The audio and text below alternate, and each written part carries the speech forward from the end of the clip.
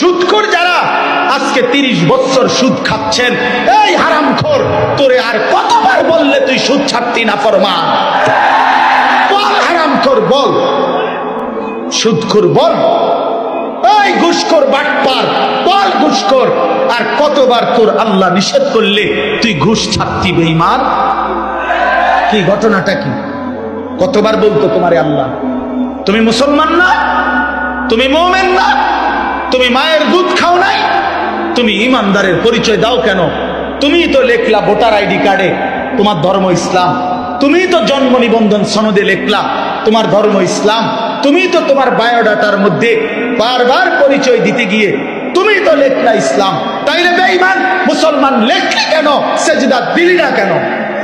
এই নাফরমান, বলো বলো ছেলে, আরে বাটপার, বলো লিখলি কেন? পরিচয় দিলা কেন? তাহলে এফিডেভিট করো, ছেড়ে দাও মুসলিম পরিচয়, বলো রাজপথে দাঁড়িয়ে, নাহলে এখানে বলো, আজকে প্রচার হইব বেশি।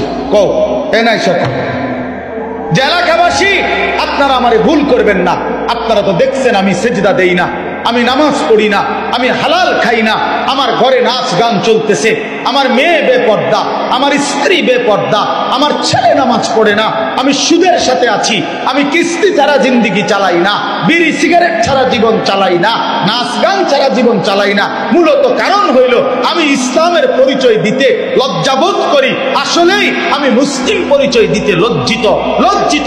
এইটা বলো, এখন দাঁড়ায় এখন বলো না।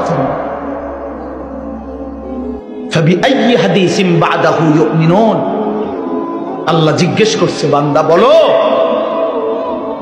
আর কেমনে বললে তুমি মেনে নিতা?